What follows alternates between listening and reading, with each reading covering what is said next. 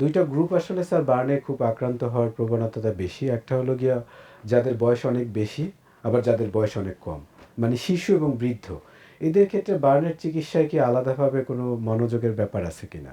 হ্যাঁ, আছে। জি, জি। আমাদের আপনি যেটা বলেছেন সঠিক। তার সাথে আরও একটি গ্রুপ আছে যারা বেশি বার্নে আক্রান্ত হয়, সেটা হচ্ছে আমাদের পরিবারের মায়েরা, আমাদের বোনেরা। তারা হচ্ছে যেহেতু হাউসহোল্ড কাজ তাদের বেশি করতে হয়, অনেকেই রান্নাঘরে গিয়ে কিন্তু অগ্নিদগ্ধ হন। এবং আমাদের কাছে মহিলা রোগীর সংখ্যাই বেশি যারা কিনা রান্নাঘর থেকে অগ্নিদগ্ধ হয়ে আসেন।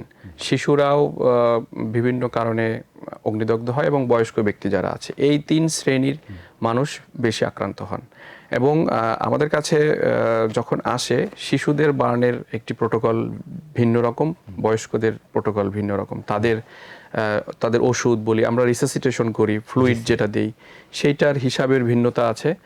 বয়স্কদের জন্য সেটার হিসাবের ভিন্নতা আছে। তার মানে এই দুইটা গ্রুপ বার্নে আক্রান্ত হলে ক্ষতিগ্রস্ত হওয়ার সম্ভাবনা বেশি। ক্ষতিগ্রস্ত হওয়ার সম্ভাবনা বেশি এবং এদেরকে আসলে বেশি অ্যাটেনশন খুব দিতে দ্রুত হয়। হাসপাতালে দিতে হবে, অ্যাটেনশন দিতে হবে।